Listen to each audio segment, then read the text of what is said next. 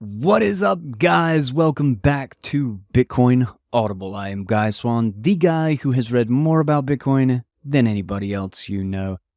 And this show is brought to you by Blockstream and the Jade Plus hardware wallet. I have 2 videos on that if you want to see the unboxing or the basic setup tutorial, which has a TLDR for anybody who just wants like a 1-minute rundown. And of course, an expanded kind of walk you through it for another 9 or 10 minutes so that you can know what each element is. But if you have not yet picked up your Jade Plus, you can get 10% off with code GUY, G-U-Y. Very few letters, very easy to remember. It's my name. Link and details in the show notes. And check out Synonym. So not only have they made the BitKit wallet, which is a fantastic on-chain and Lightning wallet, non-custodial, so it is sovereign, it is easy to set up, it is very simple UX. They are also building tons of other foundational software, protocols for a peer-to-peer internet that actually just works. And this is something that I am super excited about and I think has a massive potential for us to build solutions on. So check them out. Links and details will be in the show notes. And download the BitKit wallet if you're looking for a good on-chain and Lightning wallet that just works. We are back with the roundtable to wrap up February. A lot has happened, including that I have one daughter greater in my family than I did just a few days ago. Congratulations to me. We recorded a little bit before we got into the show, and I kind of told some story about it because we had a bit of an unexpected home birth, and I'll be sharing that out to the Audionauts. So if you're in the Telegram or the Keek group, I'm going to cut that just for you guys so that you can hear that story if you want to. But we get into all sorts of stuff today. We talk about the fact that stablecoins are coming back to Bitcoin and specifically on Lightning. What this means, is this a benefit to Bitcoin? Is it kind of a nothing burger? How does it relate to liquidity and the Lightning network? We talk about all the recent hacks and thefts that have happened, how these things are increasingly enabled and why complexity is the enemy of reliability. We talk about some fantastic new updates to UTX Oracle, as well as some really interesting things about ocean mining and my finally setting up and how unbelievably easy it was, which gets us into lots of discussion about decentralization and the trade-offs and changes that are happening in the industry, as well as multisig lending and Bitcoin collateralized loans and what this means for a fully proof of reserve international monetary system. All of this and so much more with Steve, Bitcoin Mechanic, my brother Jeff, and myself in Roundtable number 7, Bitcoin, Babies, and the Bitcoin Dollar. So let's dive in.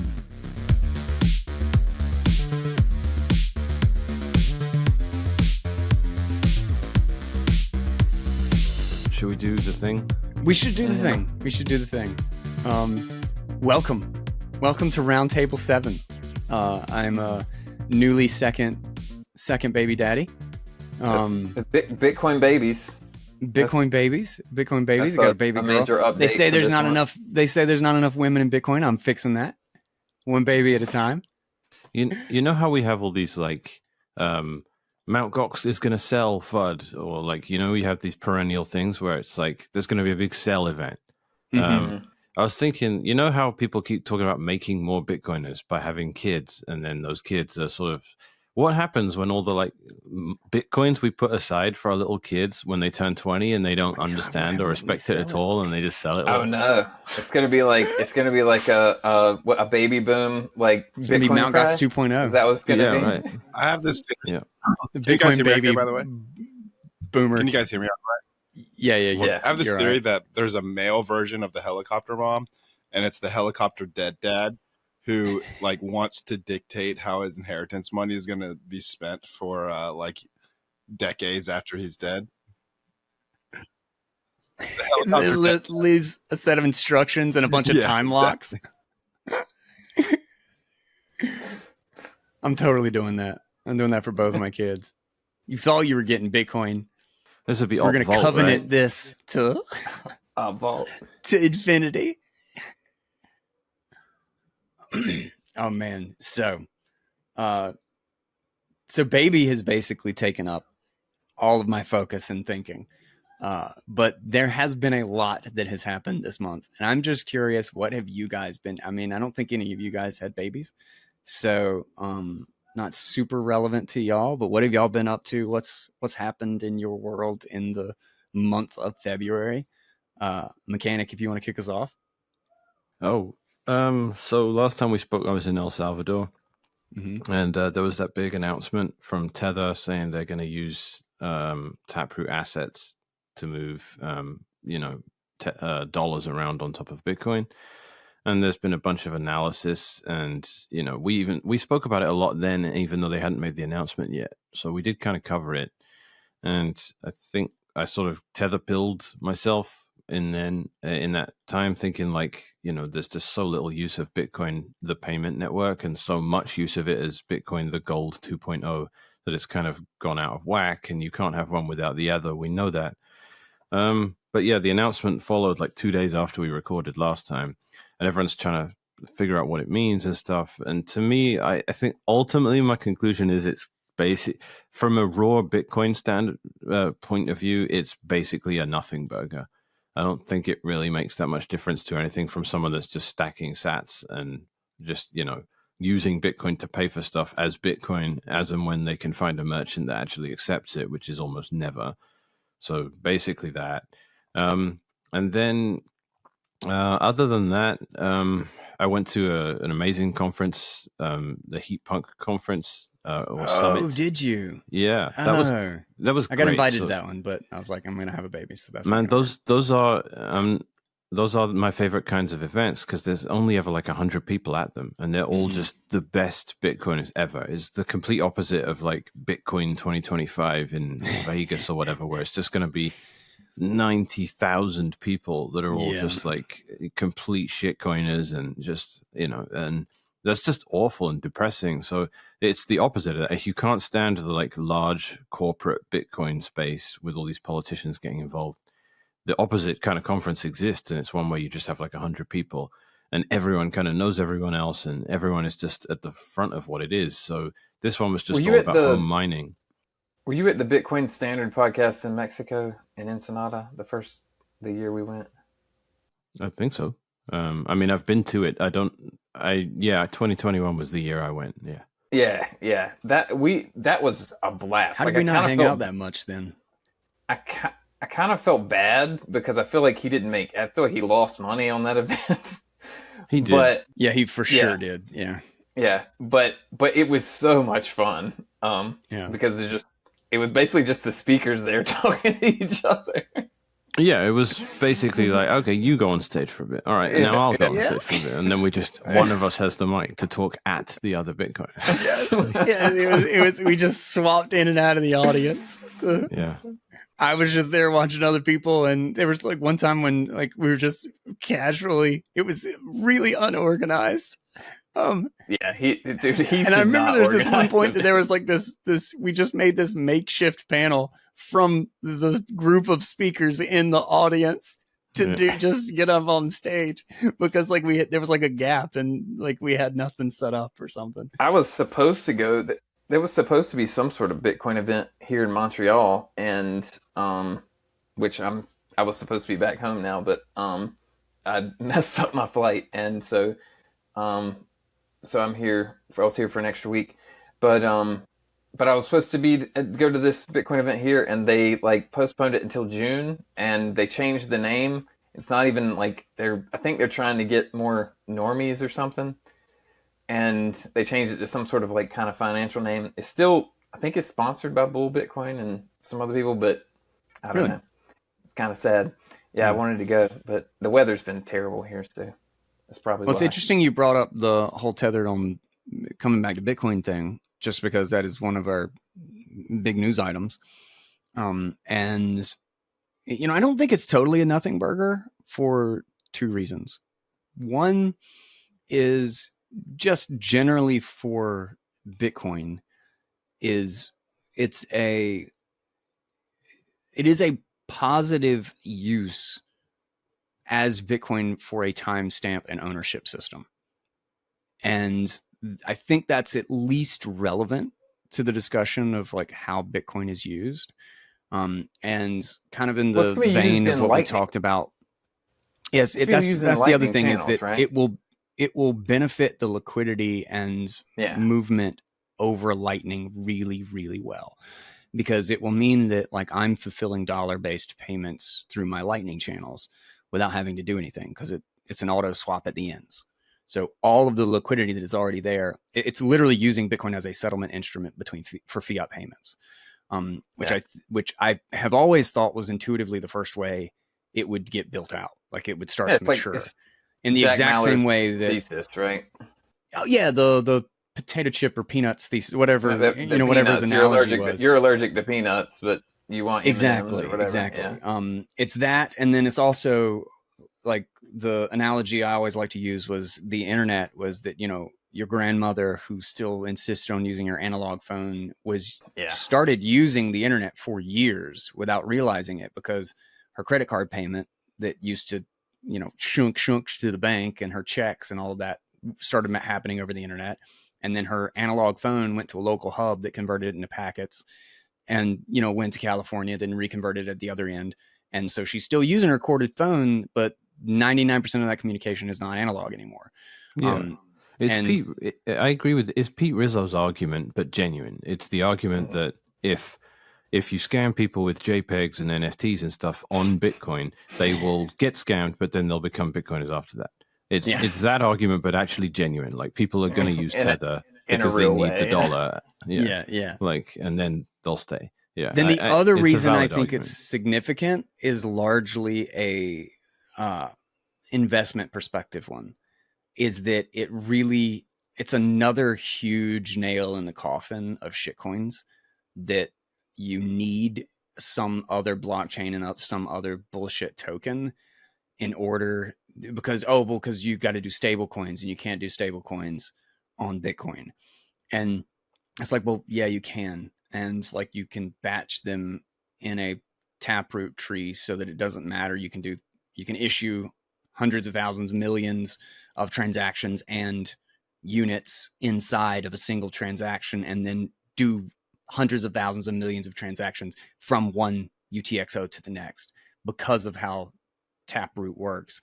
And it basically just proves that anything that actually becomes useful will migrate back to Bitcoin for whatever utility that Bitcoin, for the settlement utility that Bitcoin can provide.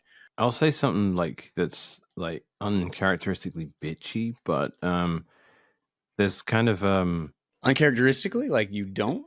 Well, I feel like this is a little out of character, genuinely. LND is what LND's Taproot Assets is an LND thing, and that's true. Like, I've seen just the amount of hot fixes and disasters I've seen happen as a result of Lightning Labs is just it's beyond the pale, right? Like, it's shitcoin level, like Solana level of how often does this thing go down and break, and that doesn't really matter for this use case, right? Because it's just middleware.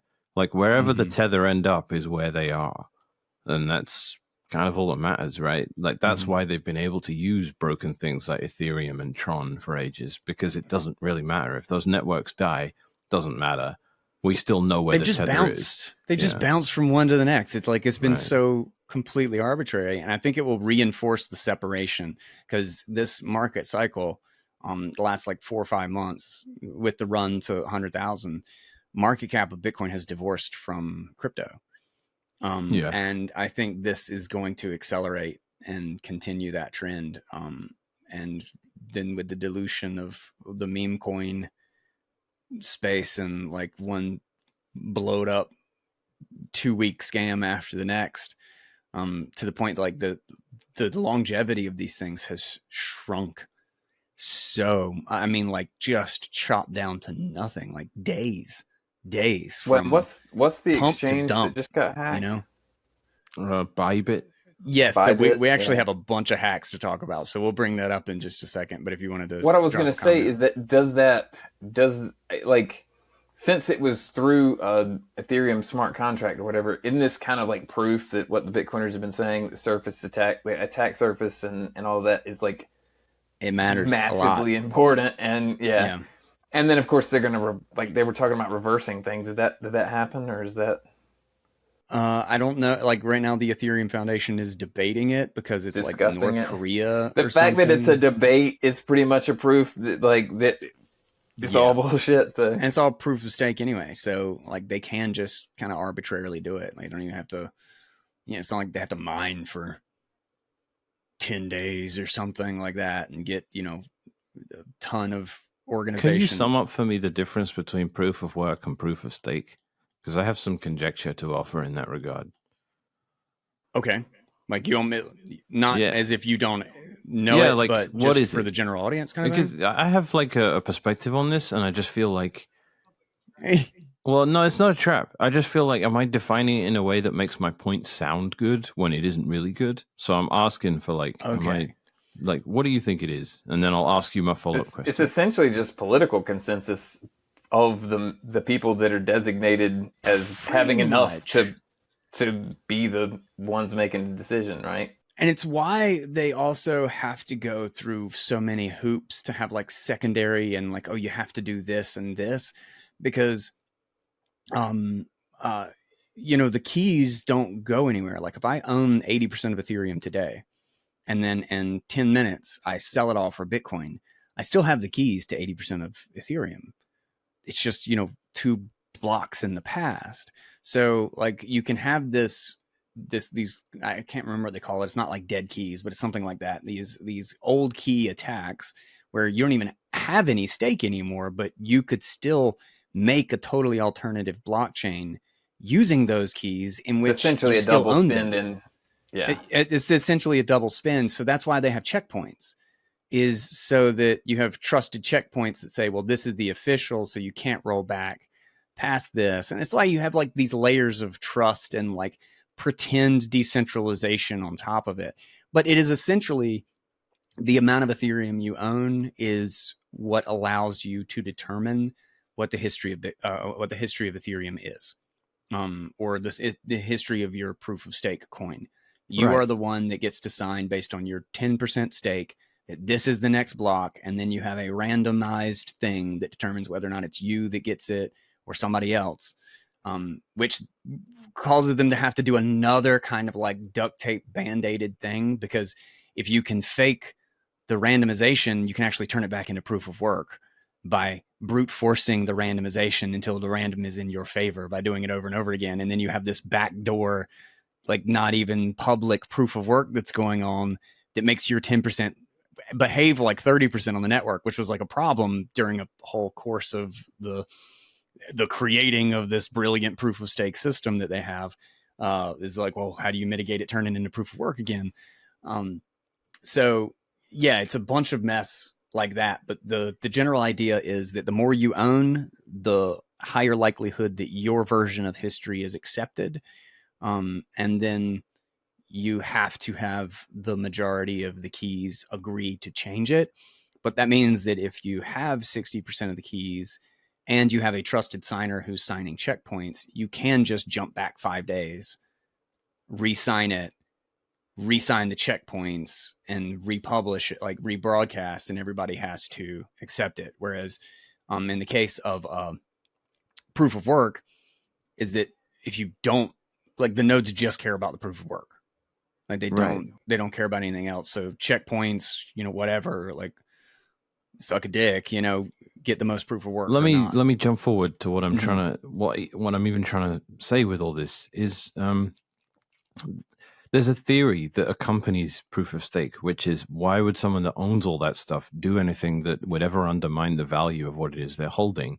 And that includes rollbacks and things of that nature. And then they go and look at all the energy we save by not having to do proof of work, right? Mm-hmm. And that's the philosophical argument, right? Whether you agree with it or not. Why would someone that owns 95% of Ethereum do something that makes Ethereum worth less?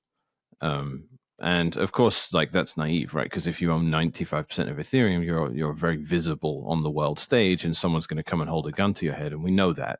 But let's say that wasn't even possible. There's the argument, right? Why would a big stakeholder undermine the thing in which they own a large stake of? And I'm saying, I've noticed it creep in as a coping mechanism into the Bitcoin ecosystem, where you have these giant miners who are not. It's not that a giant miner owns a lot of Bitcoin, but they still are. They still have this influence over one element of the ecosystem, which amounts to the same thing. So if you're 40% of the hash rate, or you're responsible for creating 40% of the templates, everyone's response, either they're worried about it, but the proof of work perspective on the current scenario says you need thousands of blocks to be actually sure that you have confirmation. That's proof of work. But everyone's current situation is, well, I got in the last block, and no one's, unless that gets orphaned, it's not a problem. Okay, we just found another block building on top of it. Now I'm 2 blocks deep. I trust it. It's not going to get rewritten. And the reason you can make that assumption is a proof of stake argument. You're saying, why would Foundry or Bitmain, for that matter, why would they undermine the very network on which they operate? And it's, to me, it's just the exact same argument. I'd say it's not exactly the same, because there's no cost. The undermining it and the perception that it's lost its value in proof of stake is the only cost. The other cost with there's no cost the miner, to trying to undermine the proof of the stake miner still has to right? redo the blocks in That's order true. to make a new valid chain. So it's, yes, They're you still have spending you're electricity. hoping that they don't try because of the apparent undermining of the blocks. But if they do try, they still have to work really, really hard for a really, really long time to succeed. And a subset of miners that, defect from this could cause a huge, huge problem and a staggering increase in that cost. Even if it's just 48%, because it could very easily get out of hand depending on how deep into the chain they're trying to go. And it's literally the surface. 51% of the network when they start is maybe the last block. They have a slightly higher chance of recatching that one before the next one. But if you're 10 blocks deep, it has to really kind of work in your favor a lot, over and over again, which probability we know what, there's 1 minute and 2 minute blocks. We don't find a block for a month. We find 10 blocks in a month, it could go against them really, really painfully at the same time. So partially it's true. Partially I do think it's impractical to do it based on what you're saying, because the proof of work component of what they're doing remains regardless. And I think you're completely right about that. But I don't think anyone has that perspective on it. I don't think it's always a case of why would they even try? No, I totally agree. A lot of people don't quite get the argument, or at least generally speaking, a lot of people don't get a lot of the reasons. Yeah, it's. I guess I'm saying it's a mentality thing. If you're ever saying why would Bitmain do X, Y, Z, if they were suddenly in a position to be able to do it, just because they have that much proof of work under their belt, proof of work doesn't save you if someone's above 51%. That is part of Bitcoin's, and it doesn't need to be 51%. But ignoring that sort of technicality, everyone knows that proof of work doesn't save you if one actor has too much of the hash rate, because they can do whatever they like. That yes, they still need to prove their work, but their proof of work is no longer prohibitive to just, I don't know, it doesn't all magically they need to do the work you want them to do, right? You can prove you've done work in a malicious capacity and it will be accepted by the network because it's valid work. But the point is you need to be competing with other people doing the same thing. And that competition genuinely needs to exist. If it doesn't, then the proof of work remains, but it doesn't serve any purpose at that point, because it becomes trust-based. It becomes Foundry are just they haven't been put in a position where they need to do something nuclear. I was thinking, what happens when North Korea dumps all their Ethereum for Bitcoin and we know exactly what the transactions are on the chain? At some point, the narrative is going to flip away from pure ideological Bitcoin neutral money to, why do you hate America? Why would you possibly want to include a bunch of transactions in the blockchain? Foundry and every North American publicly traded mining company that's with them that can't go anywhere else anyway, literally don't include these transactions in blocks and don't build on top of blocks that do. And that's not a 51% attack because they don't quite have it, but they're about 40%. And the argument against that being, actually carried out in the space, I think all the people that are all excited about the strategic reserve and all that would only welcome it. I don't think they'd have any problem with it. And the argument against it's just so difficult rhetorically, which is, why do you hate America? Why do you want, this evil country, North Korea? Why do you want to permit that? Why do you want to mine blocks that have their activity in it? It's all, it's all theft. It's all bad. It's all serving a foreign dictatorship that's undeniably cruel. And that's impossible to argue from an ideological standpoint to your normie American. And everyone is so far up Trump's butthole at the moment that just, if that became a narrative, once you just have enough normies in Bitcoin, it becomes just really hard to push back against with this ancient cypherpunk thing that spawned the movement over a decade ago. Those people are just drowned out. So that became basically my concern with it. I think the difference, because you're right from a social layer standpoint, but the difference is that the longer look how long it's taking the Ethereum Foundation to make a decision on this, because it's contentious even in a group that doesn't really care about that element. Like the whole design of it is you got like 20 minutes dismissive to make that decision. Whereas in Bitcoin, every hour that goes by, it gets exponentially more difficult to actually pull it off. That's so a very good point. The fact that it is contentious means that the time factor weighs heavily in the cypherpunk favor. In the node running, wins the game. And it's very much it's similar to the whole block size war conditions, where nodes can wait as long as they want, miners have to act now, and the shitcoin has to win now, or every day that goes by that the shitcoin fork isn't winning, the more and more it costs them, and the greater the damage and social value income cost is to their operation. The more and more that the independent cypherpunk miners are making on the fork that's going to win. Yeah, by actually being convicted about it. Yeah. Yeah. And the more again, I'm curious Steve's take. I was going to ask a question actually. Can I just tell you my general understanding of this like mining pool breakdown and mechanic? Tell me if this is right. So Foundry obviously has like a ton of hash rate, almost 40 or whatever. And then you have like Ant Pool and Via BTC, which claim to be different pools, but really are sharing like the same block templates and maybe payout mechanism. But Foundry and Mara are US based, and are they sharing block template stuff with Ant Pool and Via BTC? Or so it seems like there's two concerns, right? One is that Foundry's too big, and the other one is that too many people are sharing Ant Pool's block template. Is that right? Yeah, there's the concern is mainly that a bunch of smaller alternative pools that have a lot of the market for weird decentralizing mining are all just Bitmain under the hood. Yeah. And you can see but not Foundry or Mara, right? the overlap of Foundry's its own thing. Okay.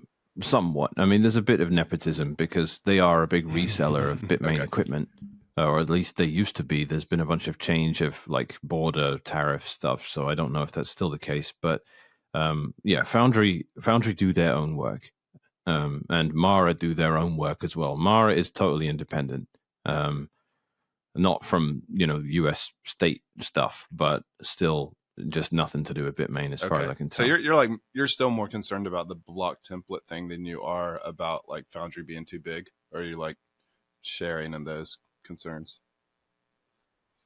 Well, because they're overlapped. If Foundry used Datum and let their miners make their own templates, I wouldn't care as much about how big Foundry actually was. That's sort of the point here. Like, it's not the size of the pool; it's what the pool does. If a pool is just a transparent way for miners to split rewards amongst themselves, and miners are already running all their infrastructure to solo mine locally, then I'm a lot less worried. But right now, like if Foundry pull off an attack, like, and it's such a stupid thing for it to come down to this. But if Foundry turned malicious and all the ecosystem actually were like, this isn't good enough, miners need to move, this is the truth of it, and it's horrifying. Most of the miners on Foundry wouldn't know how to do anything else. They've never run nodes, and there's nothing that will scare you quite like going to a conference in Colorado where you've got plebs running umbrellas and start nines, and they know how to use this stuff, and they've got lightning channels, and then speaking to a miner with a few exahash that only knows how to use Windows and has never ever ever touched Linux or run a Bitcoin node or anything like that. Like, they've no idea how to do it. And then they're like, all right, we want to do it. We want to run datum.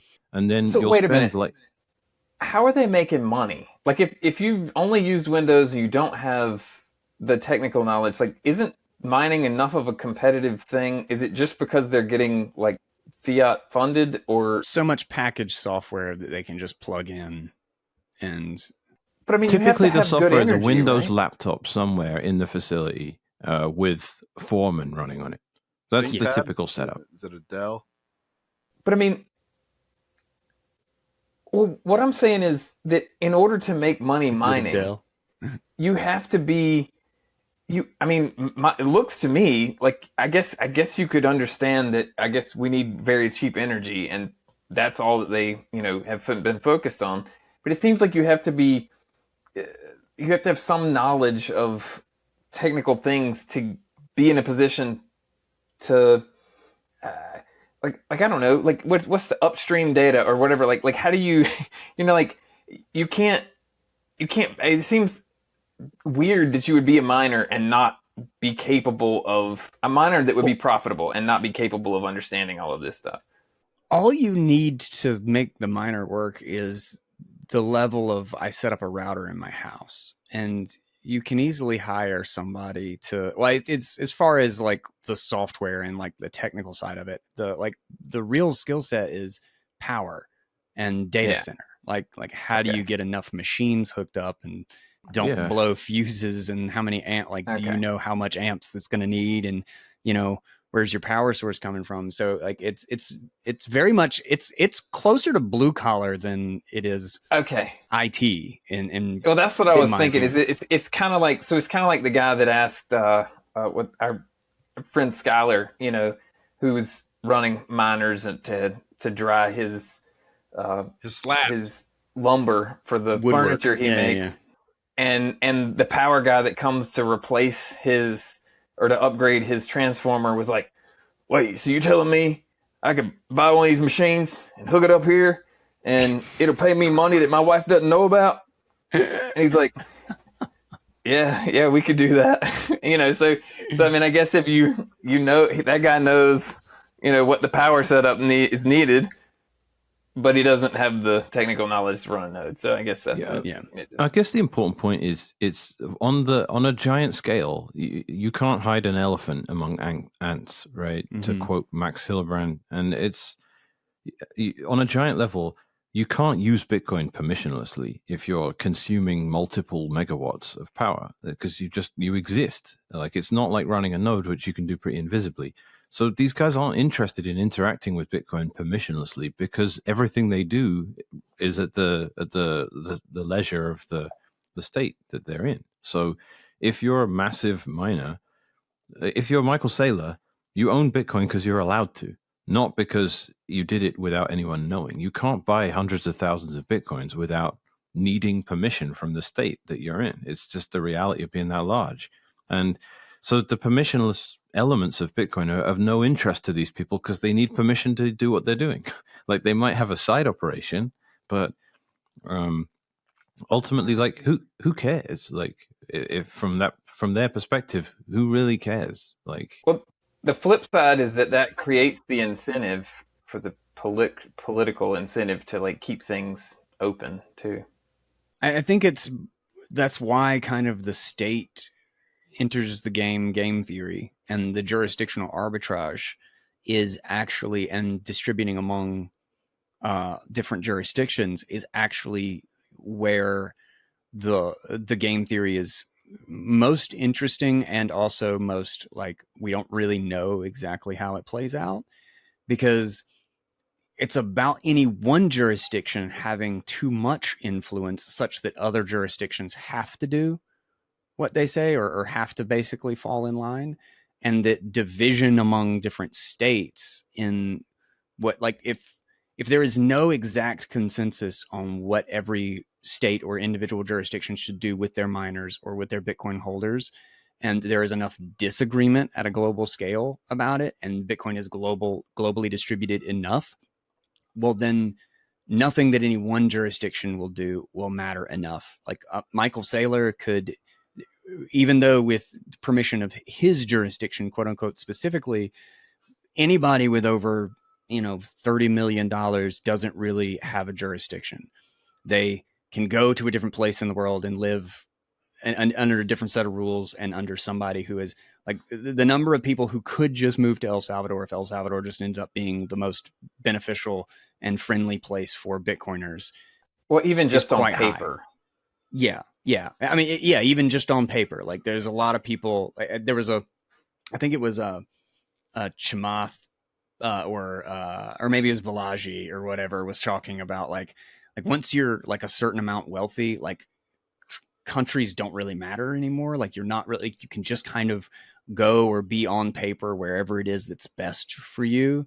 And so, but so much of the political argument is from the perspective of people who are trapped where they are. So they think they can apply that same thinking to the rich and say, oh, the rich here have to do this and they have to do this. And it's like, they're not going to care and they're not going to do those things. You're just going to lose them as being on paper where it is that you think they are. And so there's some interesting dynamic there that I don't think, it's really complicated and multifaceted for, like, okay, well, how does it play out? What becomes the most important factor? Can the US still just say something? And, if 40% of the hash power is there, 50% of the hash power is there, how big of a problem is that versus kind of the pushback of the other elements of the ecosystem, of exchanges, of holders, of node runners, and all of that stuff. I don't think it's so simple that we could just apply the block size war to be like, oh, well, now this is how it works when the states get involved. But I also don't think it's so simple that the state and any particular jurisdiction has anything close to the same type of power or control over it as you usually think of as jurisdictions with wealth inside of them. So it's different from both. It's this weird middle ground that we just we'll learn the playbook as there are clashes, I feel like. Yeah. I still have this sort of hopeful thinking that it's entirely plausible that the reason we've seen this, like, shift to, all the stuff that's happening right now. I mean, like, obviously maybe we're never going to get the Epstein files or whatever else, but there are clearly things that are happening that are pissing off people that were previously in power, right? Like, a new faction has taken control, and the new faction is less pro censorship. It's definitely some difference, and I think it's possible that is actually the result of the fact that Bitcoin has already has created enough of a wealth transfer and created enough of a visible exit for a lot of people who were unhappy with the way things were before, but that were playing along, but they had they were kind of afraid of what was happening. And now that they see an exit and they can put some of their wealth there, they feel a little more comfortable to, like, speak up and say, nah, we're not doing this anymore. And so you have, Michael Saylor and all these people that are already, have amassed a lot of wealth lobbying for things that are pro Bitcoin. And you have probably a lot of libertarians and ANCAPs that are, interested in anybody that might be pro Bitcoin too. And then maybe you have some big players like, I don't know, what's his name, Peter Thiel or whatever, like, who, I don't like a lot of these people, but if they can see, they've had some libertarian ideas in the past, they've communicated some libertarian ideas in the past, and if they can see that there's now an exit and they don't have to play along with this liberal bullshit, then they won't help pretend to be socialist anymore.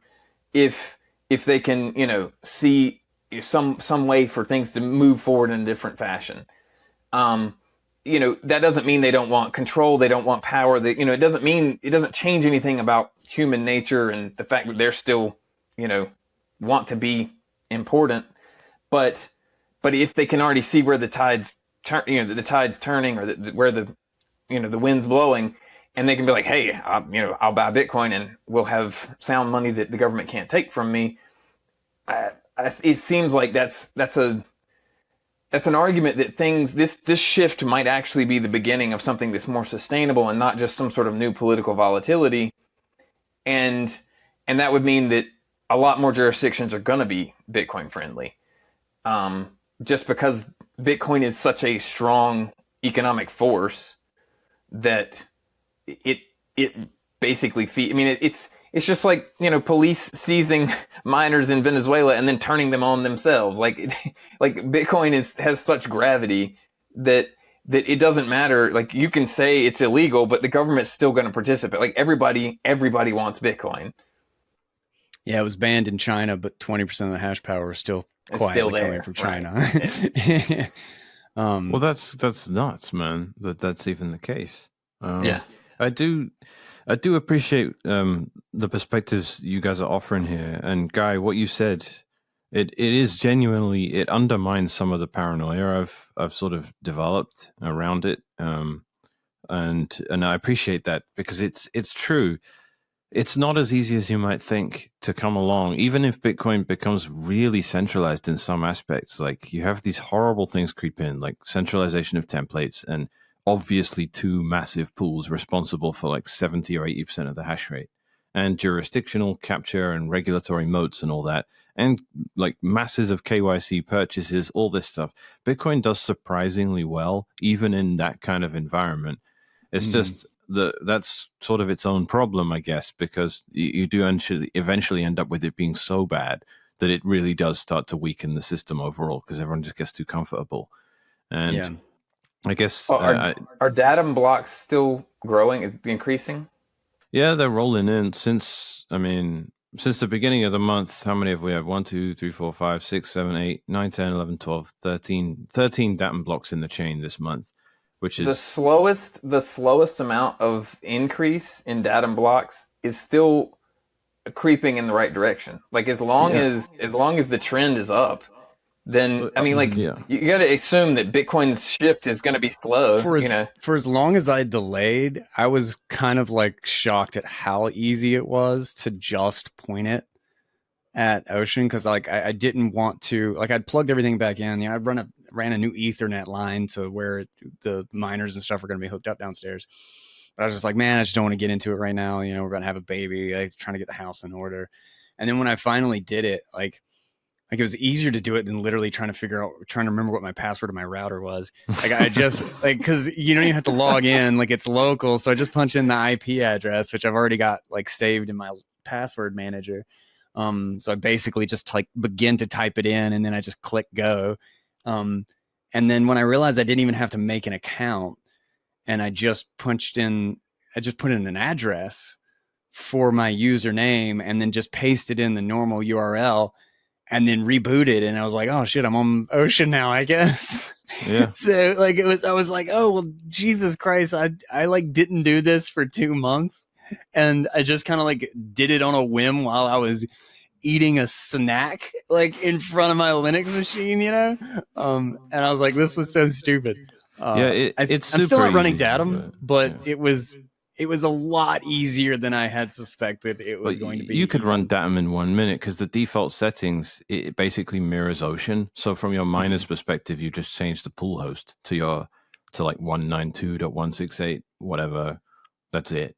And then you literally leave the worker name. It's just like something I have to do terminal wise on Start9, right? Because on Start9, you have to make it. You have to make the service accessible by a port, because they didn't do that. That's the one little kick, the little caveat that I just had. I might turn those yet. 6 things you have to copy and paste into one script that you can just pipe in from like GitHub or something. That would be great. Luke could probably I might even do slap that myself, because that's the only thing that I can do with AI is I can be like, can you make these 6 things something that I can double click on? I do that all day with AI, say. Yeah, I think it just needs to be put on the Ocean GitHub as something you can just curl in the raw GitHub user content or whatever it is, and then you pipe it into SH, and then it will just do it all as one. But actually, I still don't think so, because you have to go into this mode inside StartOS where it will let you make changes that persist upon restart. And that can't be part of a script, because you're going from one user to another user, basically. But anyway, that's way off the deep end of technical discussion. It's really easy to use it. The lack of account does make things nice. Like, we don't need to worry about paying people or figuring out who people are. I did write that on Nostr in response to, it was like a buried comment in a response I made to someone that blew up on the Ocean Nostr account, where I just said, look, other pools pay people.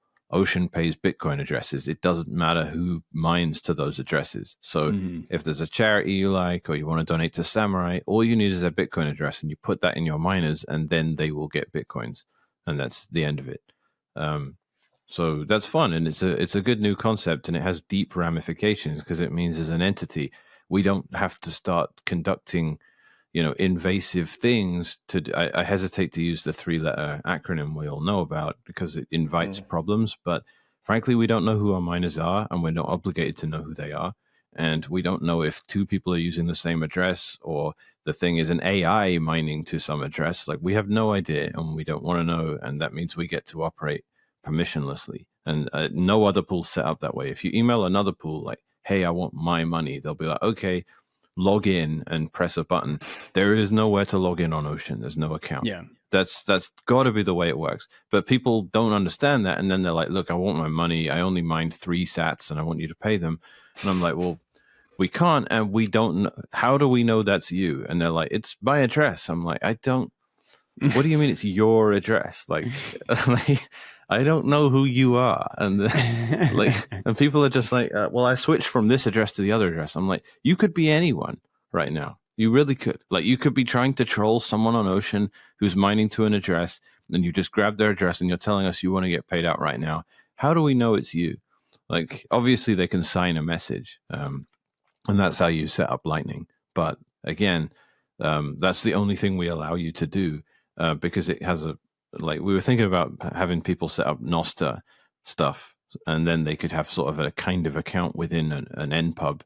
But again, the problem is there's no failover. We have to be able to pay you. If something goes wrong, we need a Bitcoin address ultimately. So if you configure Lightning and you just never have a channel, or your channel, it just never has any liquidity, or you're just always offline, eventually you're going to get paid out to the Bitcoin address that you used to set up Lightning, because we just have to. Legally, that's how we're structured. Like, it's kind of like bull Bitcoin. You can't buy any Bitcoins until you give them a Bitcoin address, because they don't ever want to get stuck with it and then have the resulting legal headache. Like, that's how you become a custodian. And that's exactly what we want to avoid. So we are not accepting any shares unless you actually give us a Bitcoin address. I really love this design. If you want to save in better money and you want 20,000 sats for free right now, it's about $20 at $100,000 of Bitcoin. Check out Fold. Every time I swipe this card, I get 0.5%, sometimes 1, sometimes even 1.5%. I can get 2, 3, 5, even 10% on gift cards with major merchants. Between the roundups, the gift cards, the auto stacking, the sats back on every single swipe, Fold literally does all of the work for me, and it is denominated in Bitcoin. And I have more savings just by using this card than like 90% of the United States normal consumer. I've got a referral link for you right here. Shout out to Fold for sponsoring my work and honestly being the most important service for my being on a Bitcoin standard. Do you have a way of measuring block template construction diversity? Like, I know that mempool.space has their expected block thing, and I've always wondered what template they were using with the expected block.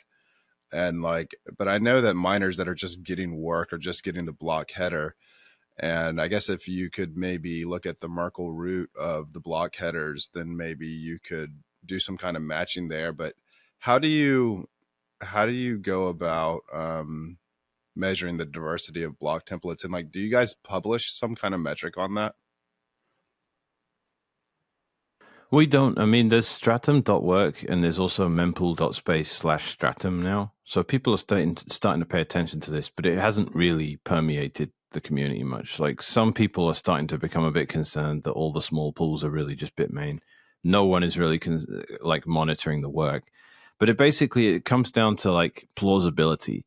It's very easy to break the heuristics we use to match all these pools, but they don't even bother to do that. That's how little anyone's paying attention, Wow. essentially. I feel So like this is the what biggest it thing comes I've down paid to is attention to. how deep in the Merkle tree. Yeah. Yeah, they just don't bother. So like, you're looking at how far down the Merkle tree you have to go, because when you're sending a Right. miner work, you're sending a Merkle tree of Yeah. transactions, and when the network finds another block, first off, pools that know what they're doing. I mean, I'm not going to say Foundry doesn't know what they're doing, but they don't do the empty block speedup. But every other pool pretty much sends a Merkle tree-less bunch of work, because that's how you get miners off stale work quickly, is you send them an empty block to work on with no Merkle tree in it, and then they're working on stuff a few hundred milliseconds faster, which is definitely worth it. That's the empty block speed up. And that's pretty much, there's no Merkle tree to compare in that instance. But then, like, in under a second, you have a bunch of very similar looking work, because, mempools become a lot more similar after a pool finds a block, because a bunch of transactions get dumped. And there's just a smaller pool to pick from of transactions that are out there in the P2P network. But after, the deeper you have to go in the tree to find differences, the more likely they are to be different nodes. So someone posted yesterday it was great fun. They called it cesspool. That is now the name they have dubbed for all of the pretend fake proxy pools. They're calling this giant. I always called it Antmain. That was my name for the collective just thing that pretended to be a bunch of diverse pools. But they're calling it cesspool, which is actually better than Antmain. So I like that. And it's not cesspools, right? It's cesspool, because it is one thing. It's just one. Right. And yeah, so the point is, how deep do you have to go? I think the picture he posted was 7 Merkle leaves were the same. And if you're going that far, that's not unheard of, right? With new network block happening, that's quite likely to happen. But I mean, if I look at mempool space, let me just go to stratum.work and see what the state of things are right now. Stratum.work. I don't think I've checked this one out. Yeah, so yeah, it's really good. So you basically have, like, Ocean always looks way different, right? Because we have 43 bytes op return instead of 83. So that makes that just Ocean is always like the most different, or it differs. Its Merkle tree diverges from the others only like 1 layer down or 2 layers down or something like that. Let me see, where is Ocean here in this list? Okay, they actually include Ocean's different templates. That's really cool. Data free default. Yeah, I was just looking at them. Ocean Core. Yeah. So Core plus anti-spam. Core plus anti-spam should basically be the same as Core at this point. Maybe not, but yeah. It's just, when it comes, like, you can see at the moment, I guess you're looking at the site, the top 6 there, just they have 11. It goes all 11 steps. Oh, deep you can inside see the tree. it. Oh yeah. Right. No, yeah, they're all exactly the same. Yeah. So, that's crazy. but I mean, it diverges and then it doesn't. So you basically, the ones that are like always identical is Antpool, Poolin, Luxor sometimes is, sometimes isn't. Binance is just Antpool. EMCD is just Antpool. Brains is usually just Antpool, and there's like 4 or 5 more that are, like Whitepool, and I think Ultimus is often the same. But occasionally diversity creeps in because every pool has a whole bunch of nodes too. So it depends what part of their infrastructure they're using to generate this work. Like Foundry doesn't just have 1 node. It has like probably tens of nodes. And if they're making templates for other pools, then even all the nodes are going to be slightly different. Like you see it with Efterpool mining these half-empty blocks sometimes. That's because some of their nodes are broken, but not all of them, which is ridiculous situation for the fourth biggest mining pool in the space, is that their nodes are broken, but that's what it is. So I mean, yeah, like at the moment, the top four things you see them, Clover Pool and Raw Pool, which I've never heard of, are just the same again as Ant Pool and all that stuff. That's basically like a whole bunch of, like, you'll see it's AWS resellers, right? Or resellers is you go and you buy from some hosting service that's got storage, or one that does this. It's like, oh, I've got like 10 different hosts, and you go and like all IP addresses point back to AWS, and they're just buying like a big batch of Amazon and reselling it on a website. Yeah, I mean, I made a meme yesterday with the retarded Winnie the Pooh just saying pools making templates for other pools. That's just complete. That's just embarrassing level of like, just, it would be like, if all the downloads for Ubuntu and Fedora and stuff were just on Microsoft.com. It's like, this is, why do I have to go like here GitHub? to download this? This is completely against the whole ethos of the thing. Yeah, well, that's embrace, extend, extinguish, right? That's what, like WSL, man. Like Microsoft is trying to eat Linux. Like they really are. They've eaten the whole open source I've been working world, on something to help motivate people to run nodes. Is it okay if I talk about what I've been doing? Yeah. Go to town. Yeah, that sounds like UTX a great Oracle, idea. The absolute only Bitcoin price that matters in the entire world. The bigger and better version I released like a couple weeks ago, and it's working like a champ now. And so you have to be running a Bitcoin node for this program to work. And I mean, I guess you could just ask your friend to tell you what the price is. But so yeah, UTX Oracle, just little Python script you run in the command window on the same machine as your node, and it asks your node for a bunch of block data, and it does some kind of magic math and gets the price out of the transactions. Magic math. So dude, it's funny. It's funny, since when you talk about like UTX Oracle, I have literally, even though I kind of already did this just because it's intuitive, like that's why it works. But I've actually made a point that even if I'm sending like a bizarre, like an odd amount of Bitcoin, I actually break it up into sections that would be best for UTX Oracle. So if like I'm moving like $17,500, I will literally do it in 10,000, 5,000, 1,000, and then like the change. Just be like, I'm gonna make UTX Oracle even better.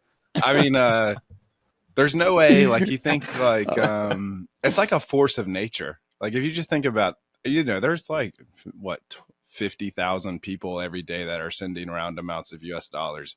You can't stop that. Like there's nothing you can do to stop that. Yeah. Unless you want. Yeah.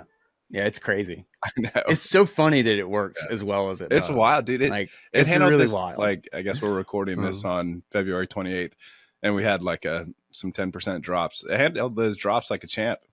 I was a little worried because when the price in the beginning of the day is much different than the price at the end of the day, then like round amounts of US dollars are a wide range of Bitcoin amounts.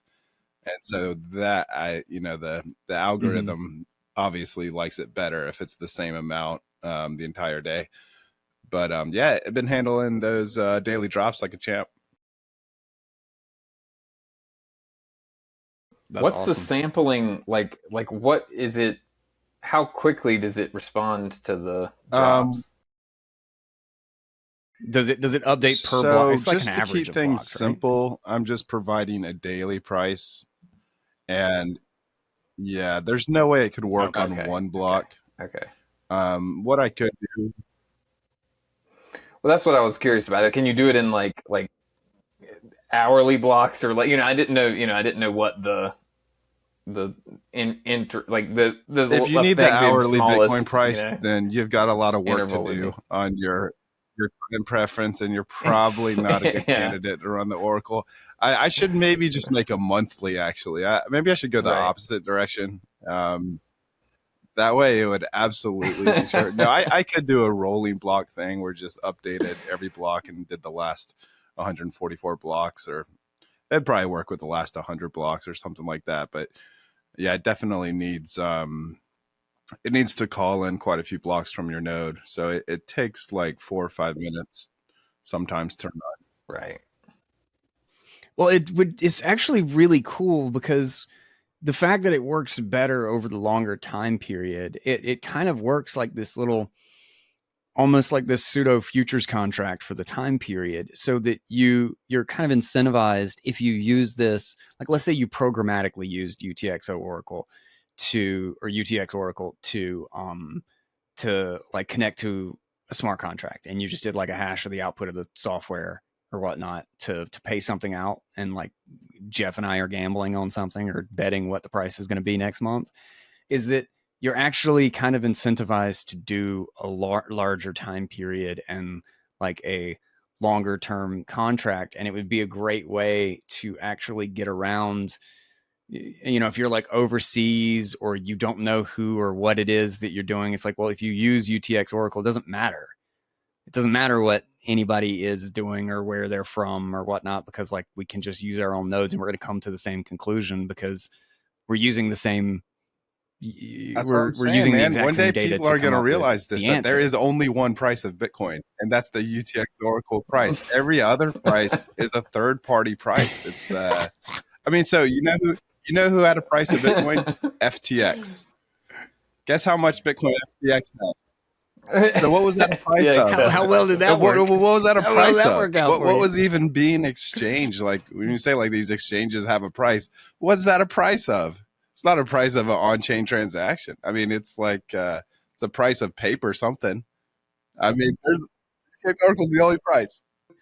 When we talk about the peak of the 2013 bull run, I'm always just like, well, on Gox it was 1,250. On Bitstamp it was 1,100 and something. Like there was a massive premium on Gox because you could withdraw Bitcoins, you couldn't withdraw fiat, so everyone had to buy Bitcoins. And I'm like, well, but it was also way bigger than Stamp.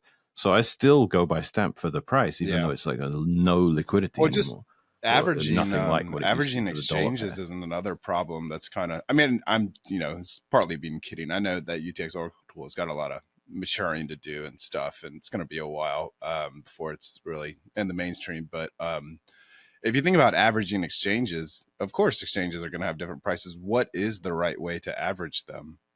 I mean, if you're saying, oh, I do a volume weighted average, it's like, okay, and you're just trusting that that's the volume that the exchanges told you. I mean, it's like there is an obvious exact way to average, and that is all of the price information from every exchange all around the world, the extent to which that price information went into making an on-chain transaction is the weight that price should get. And even better, yes, because it's a clear, obvious settlement. You can't fake the settlement if it's a Bitcoin the transaction. Extent to which all price information from all exchanges went into making a Bitcoin transaction is what UTX Oracle averages. So it's like the naturally perfect average, and it's decentralized, and everybody gets the same price. It's the only genuine Bitcoin settled price aggregator. I think it is. Like you can't go by exchange. It's ridiculous. Trying to weight by volume is ridiculous because then you have to use some heuristic for like if it's an exchange with 0%. Some exchanges will charge you for deposits and withdrawals, but then charge no fee on transactions, and they have like 100 times the volume of exchanges that charge you a commission on the trades. So that's not a reliable thing to use at all. You can't weight by volume. And there's way too many jurisdictional problems that cause prices to be higher, and like it just that doesn't work. So. Let's hit a couple of news items actually, because there's like 5 here. They're all like in line with the exact same discussion that I. Before we wrap that one up, I want to say I really like it, Steve. And what have you spoken to Nicolas Dorier or anything? Because they have a bunch of options for how merchants can have an oracle for the price. Like, and they usually use CoinGecko by default, I think. But imagine one without an API. BTC Pay server is my. Dude, here's the really cool thing: is I made a price ticker one of the things we did for devs who can't code while I was still like making that like an official series, is we built a Bitcoin price ticker, like kind of as like one of the first things. And we had to use a tool that had an API. So we can only ask for so long, like for so many, like a period of time. And then like it would throttle us, and like it took us a bit to like sort it out because I didn't even realize what the error was that I was getting.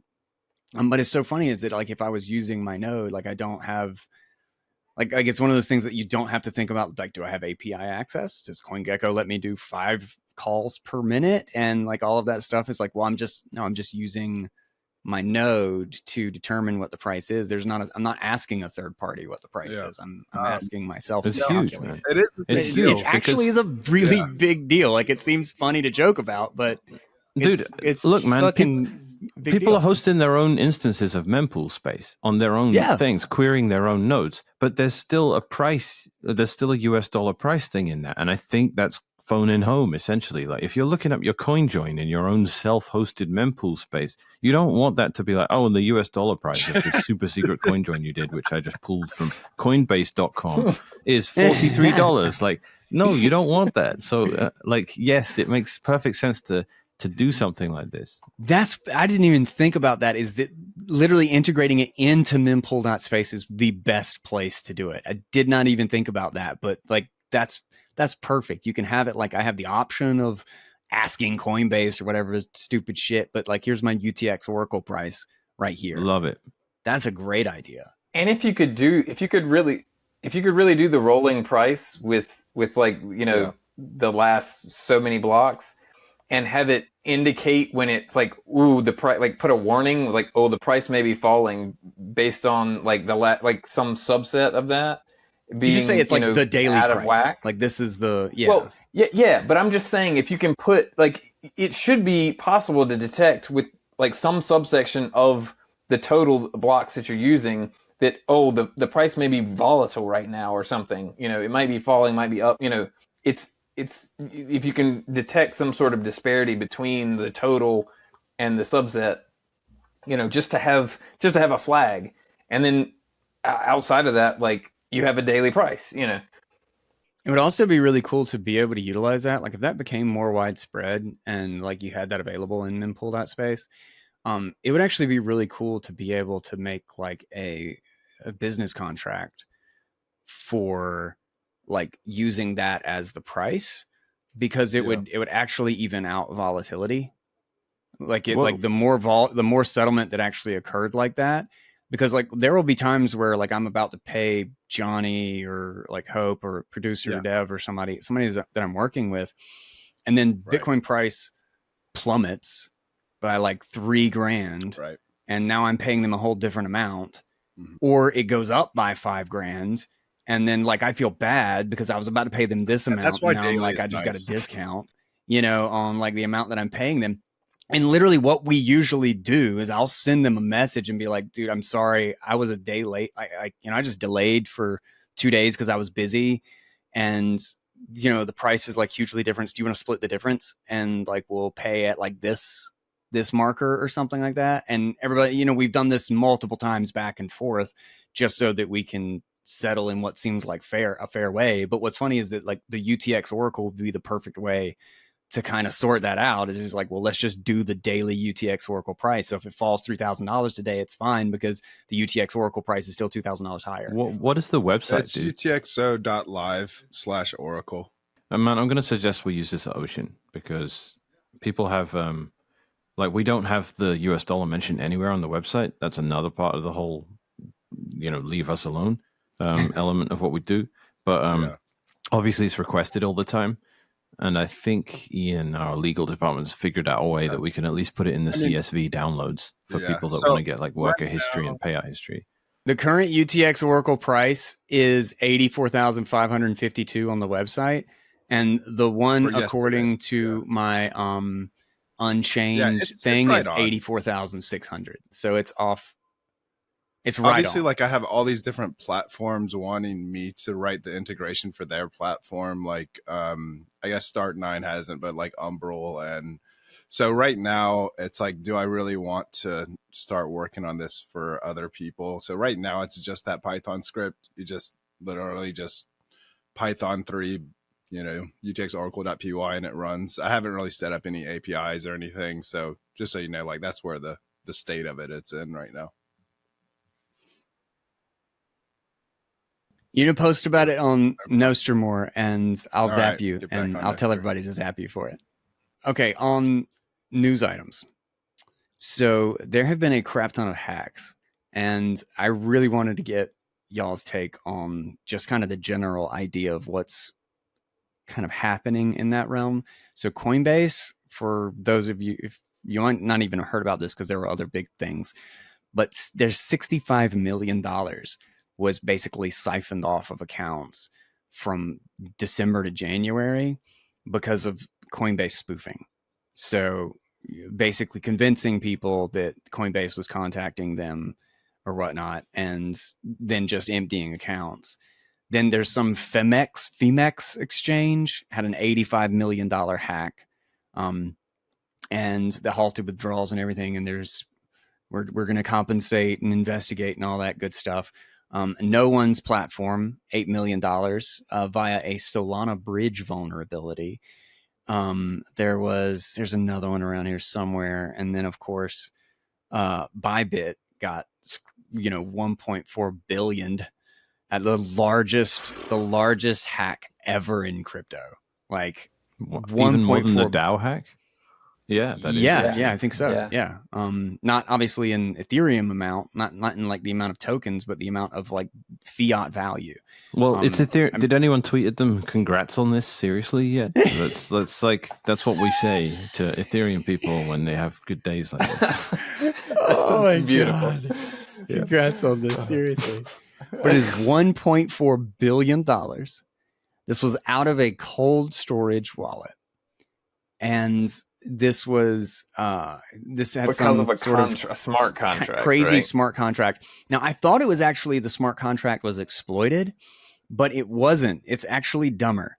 And it doesn't really matter that, I mean, of course, like the introduced complexity is always going to cause, it's always an attack vector, like that was kind of a cypherpunk theme through all of this and why Bitcoin is designed the way it is. But I had never even thought that just being able to look at the details of the smart contract or not is such an important factor into its security, because it was on a ledger. This was on a ledger in cold storage with a smart contract, because the smart contract is so big and convoluted and has so much data, when they signed, the little ledger says, this is the hash of the transaction you're signing. And so like it tells them all of nothing. And so that's your confirmation on the ledger. And the software was malicious. It just changed the contract and changed the output, but they had no way to check it on their hardware wallet because there's just too much data. So all they're showing is this, like, it looks like kind of like an MD5 looking hash, on the ledger screen. So it's like somebody put the meme of the dude like sweating bullets and like press the button, sign, don't sign. It's like, here's the hash. It's like, I don't even know what this means. Yeah. Like, I can't confirm any of this. And they signed it and sent $1.4 billion to North Korea. So it was like the hardware wallet thing basically served no great purpose. The North Korea thing, like North Korea is always it's always North Korea. What the hell are they doing over there? It's not really North Korea, right? Like, it's just somebody that's pretending to be from North Korea. Like, is there a VPN running in North Korea somewhere? Yeah, see, I don't know. I don't even know if it's like a bunch of mafia enterprises just kind of have like their North Korean department, and that's where they do all their IT. But yeah, I don't even know if that's like how confirmed that is. I just saw it. People kept saying it, but I feel like every single time it's almost like a trope that it's either Russia or North Korea. It's Russia or North Korea. It's a Russian propaganda or it's North Korean hack. So I don't even know. That hadn't occurred to me that that was like a cover. I assumed it was actually North Korea. And I just always assumed it was fake. I was like, wow, North Korea's this good at everything? Like, they don't even have... Do they even have the internet? I don't know. I mean, I know the government does, but it's Isn't just the that, power out like, in North Korea? Like, it is. I've seen the aerial photo, like the space photos. Well, that's the thing. The it's communist, right? So that means it's Yeah. all about inequality and like one class of people having everything while no one else has Right. anything. So that's the point of communism, right? Mhm. equality. Yeah. Everybody's equal. Equality and poverty. Yeah, the government class is definitely a lot more equal than everyone else, right? Yeah, They- so much more. they're Like just orders of killing it. magnitude more equal. Yeah. Man, I'm convinced at this point that communism is literally just a philosophy built to sell slavery to the slaves. Like consciously. I feel like that is just what it is. Like the goal. It's just excellent PR. It's beautiful PR for slavery. You know what's really funny? If you go back to Marx's statements, it was all trust the science. This I find so funny. He's saying current social scientists at the top of their field are telling us this is the perfect system for human beings to live in. And every like leading indicator of, you know, and it basically is, it's like almost you could put what Fauci's been saying during COVID right back then. It almost fits one-on-one. Like, I love it. They've been saying to trust the science. There are people that know more than you. This is how you need to live. And just shut up and stop trying to think for yourself. That's been a thing since Marx. And it's like, it's always been the NPC. It's always been the unthinking blue-pilled normie that's the enemy of liberty everywhere because they just are unable and refuse to take responsibility for anything. You know, I've actually got a personal anecdote that I hadn't even thought about until just now. That's related to the Bybit thing and like how they got hacked with Ethereum. And it's kind of awesome actually. So Nunchuck, and I didn't even realize they apparently fixed it really quick.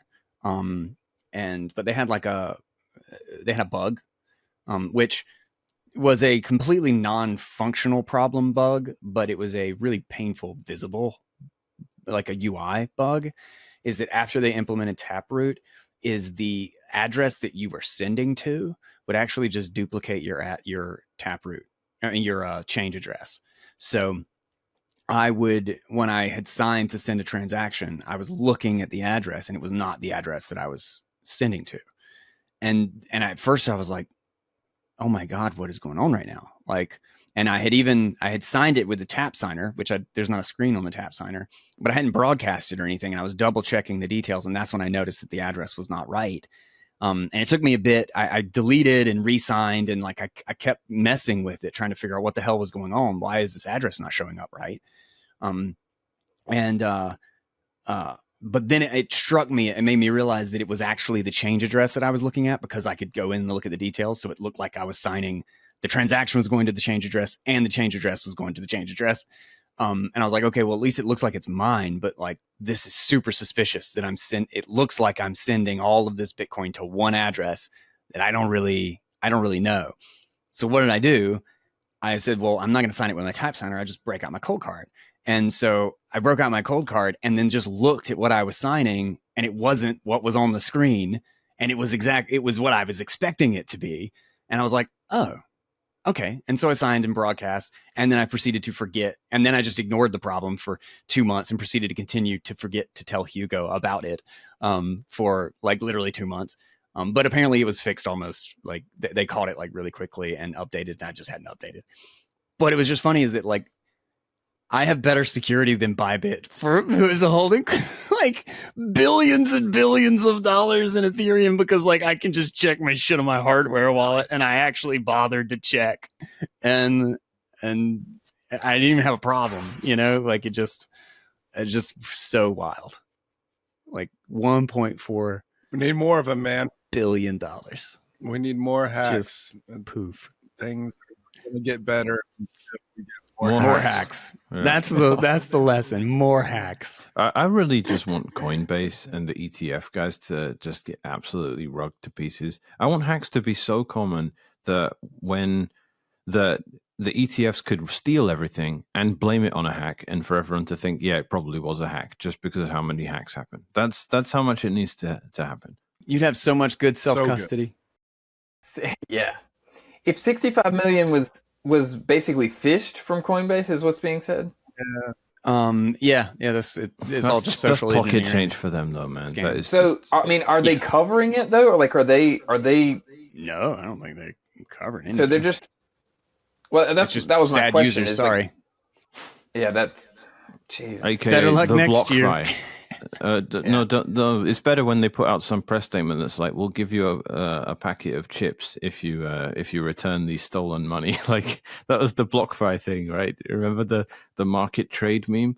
I give you $750. You give us back all the Bitcoin you stole, because they sent out 750 Bitcoins instead of $750, right? They Yep. like, and they were like, "Look, we'll reverse this, and please, come on, I'll be your friend." But like, I'm just getting so tired of just people not using Bitcoin permissionlessly. Because if you don't, then other people have a harder time when they do. And like this is kind of a non sequitur. I apologize, but there's been like John Cavallo yesterday wrote this big letter, right, to Michael Saylor that I basically agree with it. Like, I don't particularly get on with John or anything and think he's a bit fragile, but like, I basically agree with a lot of his takes. Sometimes he's just like way off the mark, but around 70% of the time, I'm like, yeah, spot on. And this is one of the times when he's on. And he was just saying, like, look, Sailor, you need to be funding all this stuff, like privacy coin projects or just like privacy stuff within Bitcoin, not privacy coins, and alternative node implementations like the Bitcoin and stuff like that. And I don't think throwing money at stuff fixes anything ever. I think it's like it's the same as the covenants, guys. And adding more opcodes doesn't fix anything either. What you have is basic will, and the culture has not gone far enough. Like, I think Bitcoin really has a culture, and people like are allergic to admitting such a thing. But we have this like thing where newbies are like, I know I got to buy a hardware wallet, and I know I got to run a node, and that's such a good thing. And like, if Sailor was to just do a stream where he's like, today I'm going to be setting up my own node, and I'm going to be connecting my hardware wallet to it. Like, can you imagine like the tens of thousands of people that would follow straight on and be like, whoa, he did that and it didn't look that hard, I'm going to do it. That thing is what, but instead he calls them paranoid crypto anarchists, and everyone's just like, oh, okay, 5D chess. And I'm like, that's such a disservice to this whole space. Like, Bitcoin only wins when you have like a few thousand. The square root of the total number of users in Bitcoin space needs to be hardcore cypherpunks, and as long as you keep that core, you're fine. But the minute you have like just 500 million normies and only 50,000 cypherpunks, I don't think even Bitcoin survives that. It just becomes a captured protocol. So I'm just like, can't he do that cultural thing? It's totally free. Like, imagine Sailor with a Raspberry Pi being like, here's my Bitcoin node, I'm really excited about it. Just like 100,000 people would follow him immediately and do it. And just get so mad when he would call us paranoid crypto anarchists and stuff. It just reminds me of Vitalik saying people that run nodes are just weird mountain men. And like that's not a good thing to say at all. And people just keep going, oh, 5D chess, Trojan horse, all this stuff. I just think, wouldn't it be great if he did that? Dude, that would be, we should, I feel like it's time. I feel like it's time for another push. And maybe it's like, the block size war was really the last like huge push of like, no nodes matter. Yeah. And permissionless use. It's you can't use Bitcoin if you're going to always use someone else as a third party permissioned layer between you and the network. It's time for another like campaign of like, bitch, run a node. Well, I just think, like, again, it's what I said like 45 minutes ago here. It's if everything he does is permissioned, right? He owns Bitcoin because Bitcoin's legal in America. It's not like if they make Bitcoin illegal in Canada, I just pretend I don't use it anymore, but I still would. I would still go to El Salvador and pay for everything with Bitcoin, and I would still but he can't do that apart from his little stash that's low enough to fly under the radar. So what does he care about permissionlessness? He can't use it that way anyway. But I'm like, he still needs to lead people that way. He's so influential. Well, I don't remember how much reach it actually had, but I made a meme at one point, like many years ago, about like the levels of Bitcoiner you are. And I still think the general idea is kind of like useful. Is if you can create some sort of like idea of like, how serious of a Bitcoiner are you?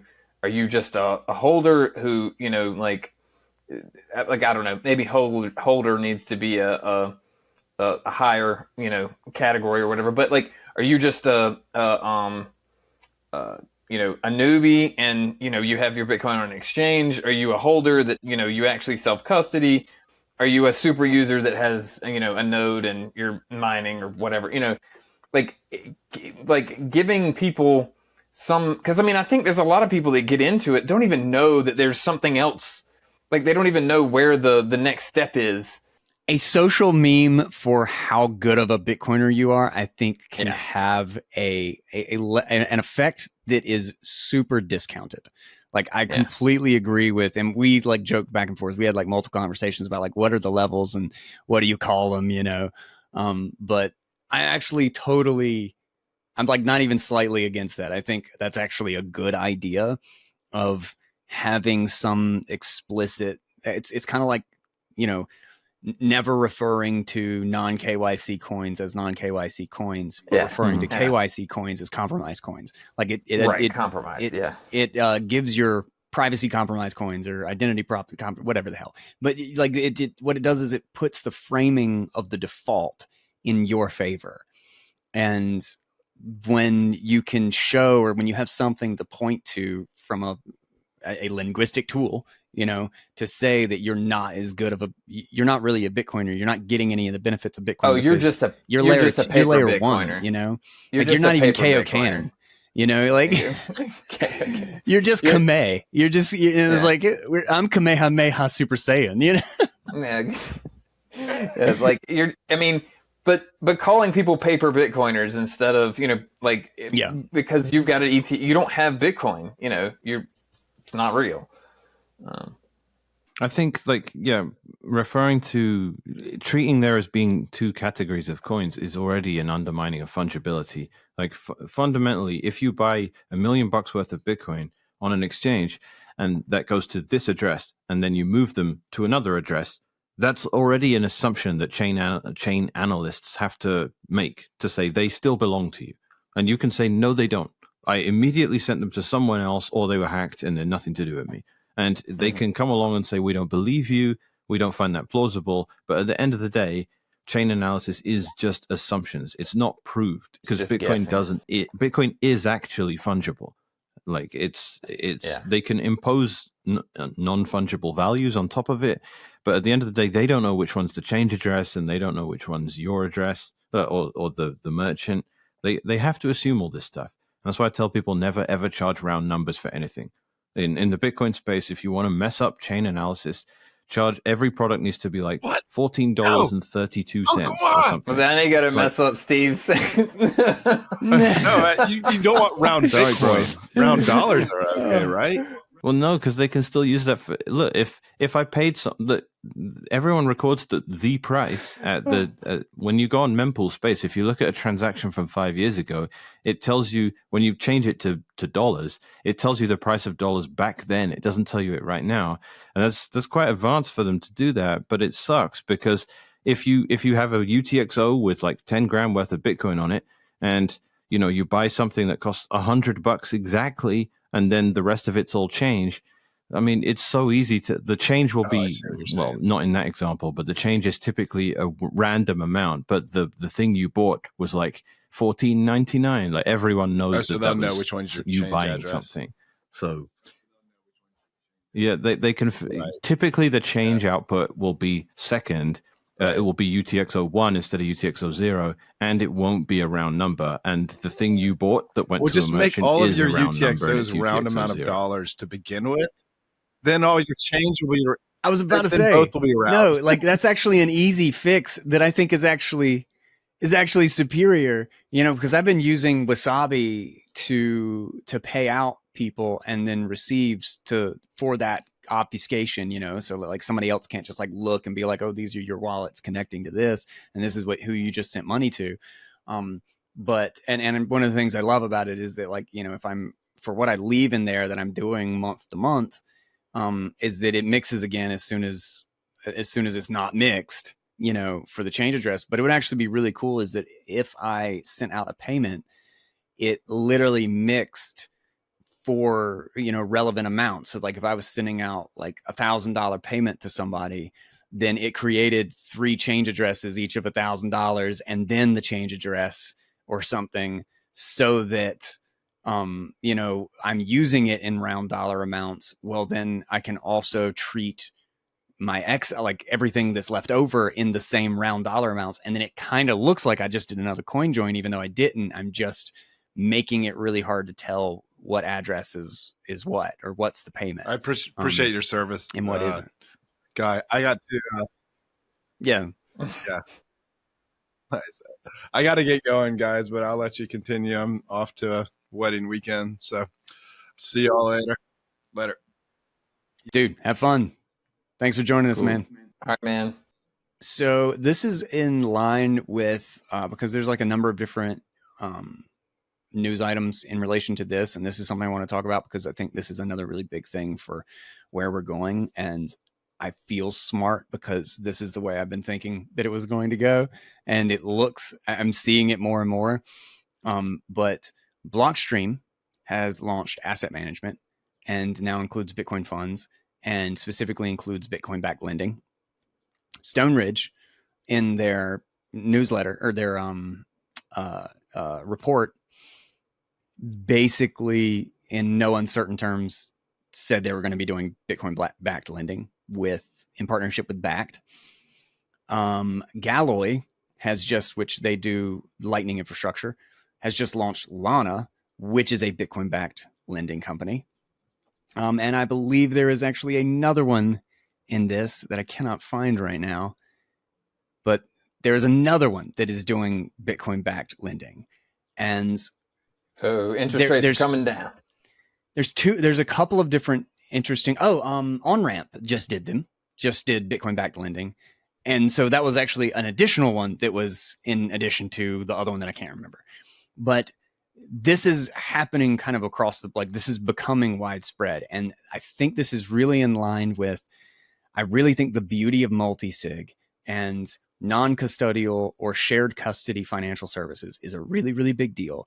And it's also another reason why I think when we have Bitcoin as a payments network, we are going to be using quote unquote Bitcoin-backed credit notes that are like, I still just cannot discount how great of a scaling tool it is actually to be able to say, I have a cashew token or an eCash token that corresponds to this part of the Merkle tree of the Unchained 1 key, OnRamp 1 key, Guy Swan 1 key, Bitcoin balance in this Bitcoin backed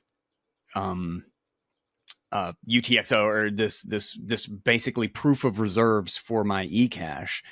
And then you can have a payment network built on top of it, which is basically just provable 1-to-1 to a balance of Bitcoin that is a multisig, like not totally run by some explicit custodian service that just makes all credit instruments in Bitcoin proof of reserve, like 100% proof of reserve, like very, very easily, and done so in a way that you don't need KYC and you can have privacy still. You wouldn't have it for the people who are publicly like putting up their Bitcoin to back this, but you could do this in a really interesting way in a system like Pear Credit, where you have like a time lock and each eCash unit literally expires at a certain time, so that people know when the balance is at, quote unquote, at risk or up for, your guarantee now has a period of like, oh, you're not 100% sure, you still have to trust this party.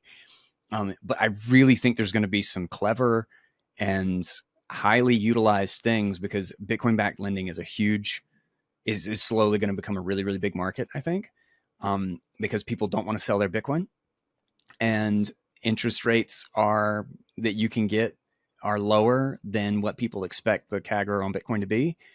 And then what it also happens to do is it levels out the price, is that it smooths out the growth in liquidity and the mature. Like, I think it's going to smooth out the cycles, allows because people to buy dips. It allows people to buy dips. I just bought a dip. Short the dollar. Yeah. It allows you to short the dollar, and it allows me to postpone when the price has gone up, and then I can basically put extra buying pressure when it's low, when I think it's undervalued, and I can put extra selling pressure to prevent a blow off top, like, because I just do it when it's specifically most opportune for me to basically clear out the debt instead of holding on to it.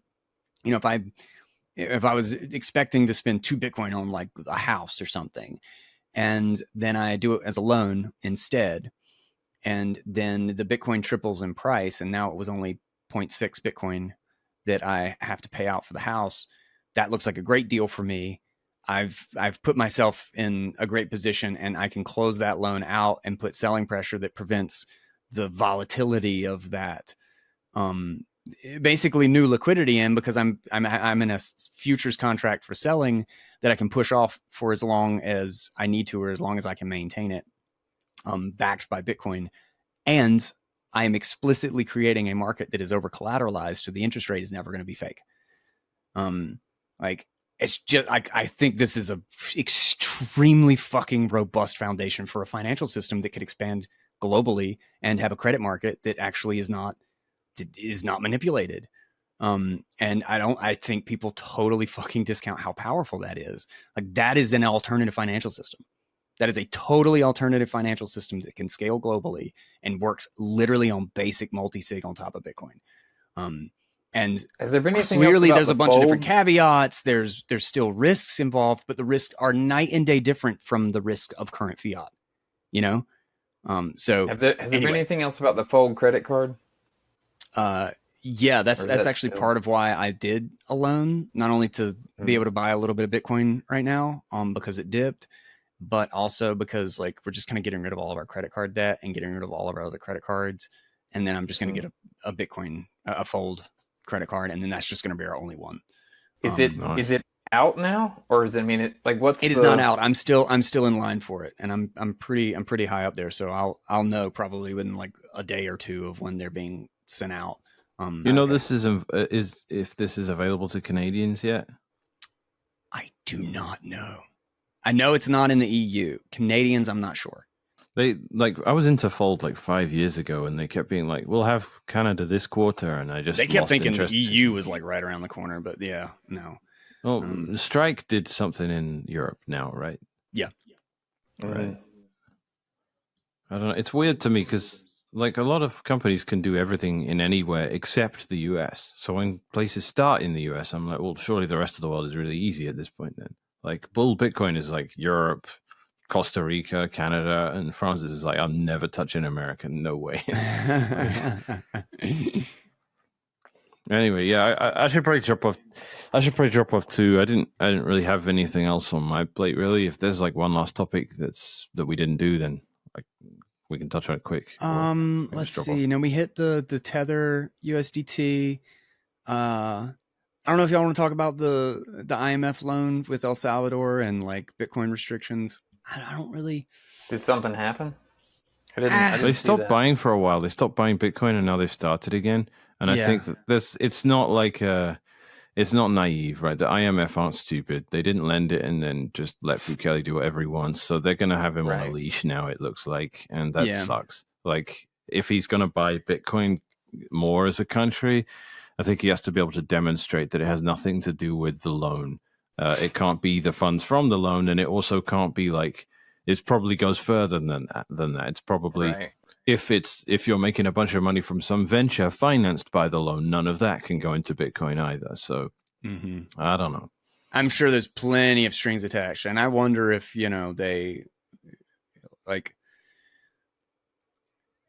I don't know. See, they tried to sell the bonds, and I don't think that went really well. So I don't know if it's just they need the capital for some of their plans, or if they're getting strong armed.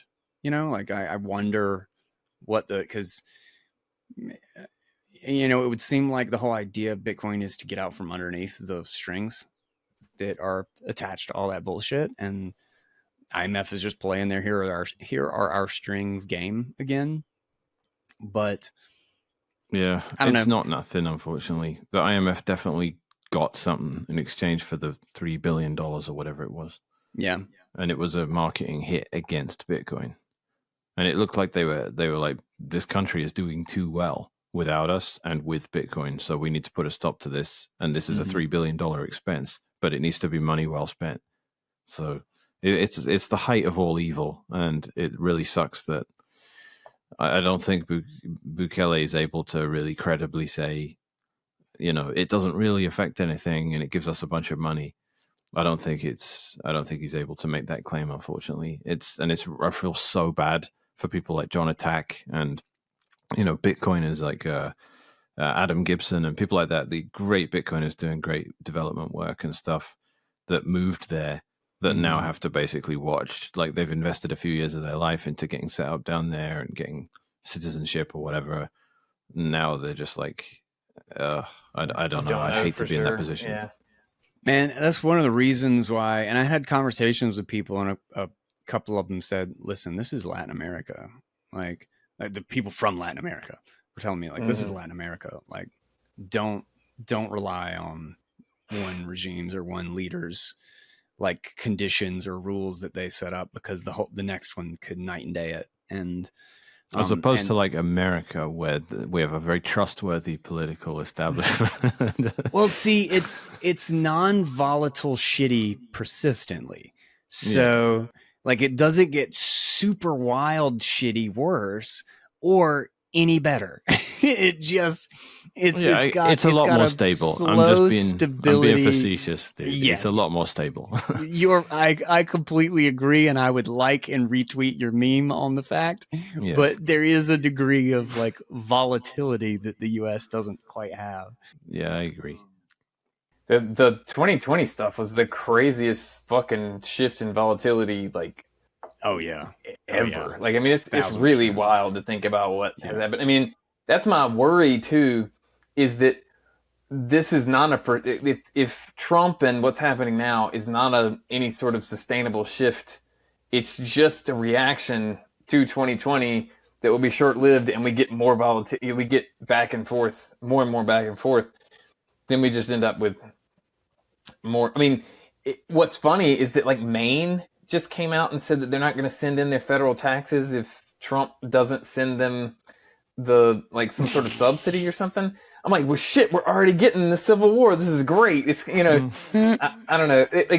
It's interesting that it's interesting how stupid some of the resistance to what is trying to be done is, but that it's still kind of producing like a potential like grounds for breakup, which would be probably better in the long run in terms of like having somewhere that it's, decent to go or live. So I don't know. Yeah, but it's totally why it's why I wanted to, and I seriously considered and like seriously looked at and had a lot of different conversations with people about like going to El Salvador and like, but I basically couldn't pull the trigger because I'm just like, what happens when he's out of, like, how stable is this really? Like, yes, this is a huge shift, and yes, it looks great, but longevity. Dude, it's like jumping from a cruise ship to like a little speedboat with a cool guy and a captain that's like, I've found an island I'm going to drive us all to. It's got pineapples and stuff. It's like, I like the energy, dude. I really do. Like, and I know that this cruise ship I'm on is going to be completely submerged in the next 40 years. But like, your Hawaiian shirt is great, but yeah. Oh man. Well, yeah, that's that. It's too risky, man. Like, I think anyone without kids could take the gamble because they can get out again if they really need to. But like, just me, like shifting my kids and like my grandparents and all that stuff. That's just too much. That's too much to do. Like maybe in 5 years, I was saying, like, I'll look back at it in 5 years, and if it manages to do a sort of, I don't know, controversial, but whatever Germany managed outside of the Weimar Republic to sort of making their country viable again, like before it all went quite wrong. Like, I'm just saying, like something of that nature where I'm like, wow, you really pulled yourself out of the rubble quick. Like, or Singapore, I guess, is the more politically correct example to give. But yeah. Anyway, I got to jump off now that I've advocated for the Nazis. So great. This is really the time to cut this one off. Yeah. All right, guys, let's close it out. Thank y'all so much for listening. I'm going to wrap up the rest of the little news items that we just didn't really bother with. But there's some good stuff that's worth hitting in the follow up. So thank you guys. Later. See ya. Bye. All right, let's wrap up the news items we were not able to cover in the roundtable. So first, alongside all the hacks, we also had a kidnapping and an attempted kidnapping for people in the Bitcoin or the crypto space. This is another big one that Jameson Lopp does a fantastic job of keeping track of, and I really think should be sobering to realize. Imagine if you had tons of people who were going around and it was very clear that they were holding enormous amounts of money in cash, like pallets and pallets of cash. But there was an interesting element that there was like a USB stick that just had this magic property that it could just suck up all that cash like a vacuum cleaner, and it would disappear into just this tiny little thing, and they could put it in their pocket and they could run away with it. There's a reason why mafia bosses who deal in a lot of cash also have a lot of people walking around their homes and places of business with military weaponry. A crypto entrepreneur was kidnapped near Troyes, France, and held hostage for, interestingly, just 20,000 euro ransom. But then Tim Heath, who in Tallinn, Estonia, fought off potential kidnappers who were disguised as painters and were targeting him before the opening of a casino where he has made tons of money in crypto gambling online. Just another reminder, get your concealed carry, train, know how to use it, know how to protect yourself and your family. Because we obviously wish and hope that it never happens, but if you do need it, it would be horrible to be unprepared. Another big news item that we kind of talked about, but kind of didn't, was that Bitcoin mining pools have consolidated, and there's more just explicit data about what that was and essentially how it looks. And Bitcoin Mechanic did, in fact, bring this up, but essentially that pools are sharing Stratum jobs, and they have accounted for over 35% of the hash rate with Antpool in the lead. And there was a Twitter post breaking down a lot of this, which I will have the link in the show notes so that you can go investigate it yourself. But just in line with what we had already talked about and what Mechanic has said and tried to bring a lot of attention to, which is one of the reasons I really value having him on the show, because that is his focus and is very knowledgeable about that side of things. This is a problem. It is a problem that is fixable.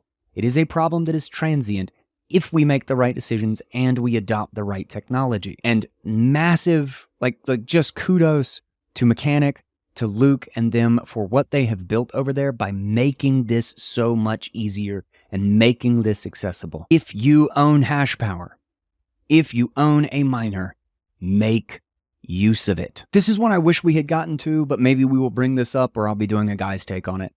The US government has argued that money isn't property in the justification for its seizure. The Department of Justice claims that confiscating $50,000 from you does not violate your property rights. That is insane. I'll give the link to the article at Reason about this situation, but I just want to take a moment and iterate how unbelievably insane that is, because the entire purpose of money is its ability to obtain resources. It is the attempt to crystallize the work and the property that we have contributed and the resources we have contributed to other people and are owed back in society. It is a record-keeping system for society to crystallize and uphold what we have given them. The idea that not until you turn it into shittier property does money suddenly become yours, or what it represents becomes something that you actually own. It is the suggestion that if you don't consume the resources, then you are default a slave to whatever the government dictates or whatever authority decides that your time was devoted to them instead of to yourself, which is literally making you a slave in retrospect to someone else because of their arbitrary authority when you have explicitly only contributed resources into the economy and you have not consumed it, and that somehow it is morally superior or there is a greater obligation to you if you take those resources back out of the economy and maintain some sort of a net zero or a deficit with the economic system, with society around you, that somehow that makes you better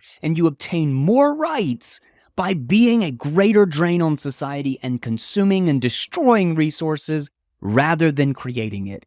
The incentives and the basic moral premise for what money is and why property rights exist have been so utterly lost. Like the sheer incapacity to think, to understand the basics, like the dumb, simple, I'm a retarded 5-year-old, I know nothing about the world, but I understand what is mine. I understand that this is my time and you are stealing it from me, that you have forced me to do something for you. Like the utter simplistic reality of I own my time and I own me. Only with a PhD and decades of propaganda and brainwashing could you be so fucking stupid to think that that actually makes sense. That having worked for money, because it's money, it's not your property. I just, wow. Got a couple of news items on the pilot for the digital rupee. So, a bunch more fintech. We're going to create a CBDC, and this is what it's going to look like. Proposals and test runs and all that crap. Nothing new. I feel like those are monthly. France bans crypto mixers to combat money laundering. They didn't ban USAID, though. Doesn't seem like they care a lot about money laundering. Unfortunately, there is likely to be continued regulation and push in this direction towards the EU. I'm very sorry for anybody who is out there in the EU because that sucks. But we have a couple of cases that hopefully we have made leaps in the right direction.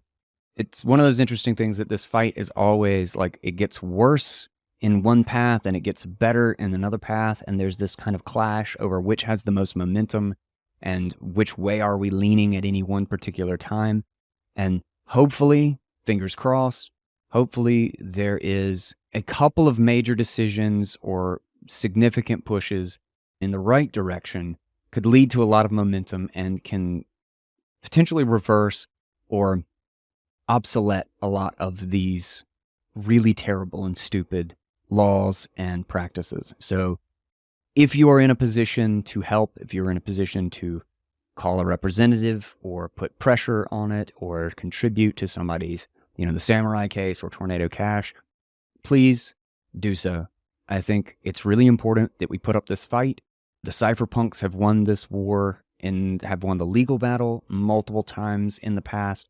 Prior to even Bitcoin's existence, there were multiple legal cases and lawsuits brought against regulators and authority institutions that the cypherpunks won throughout the 90s, and it is very, very likely that had that pressure not been put, we would have lost those, and we may have never really had fundamental encryption on the internet, and decentralized protocols may have been even an order of magnitude more difficult, not only to just implement, but certainly to make popular. This is a very, very fundamental battle and a very important one. And also, one of the best things you can actually do is install, implement, and use things like Nostr, Wasabi Wallet, Tor, peer-to-peer tech like the Pear runtime stack, and Keat, and hopefully one day very, very soon, a project that I have been working on. The more people who are using these things and the more people who are by default affected in their daily lives by the attempts to make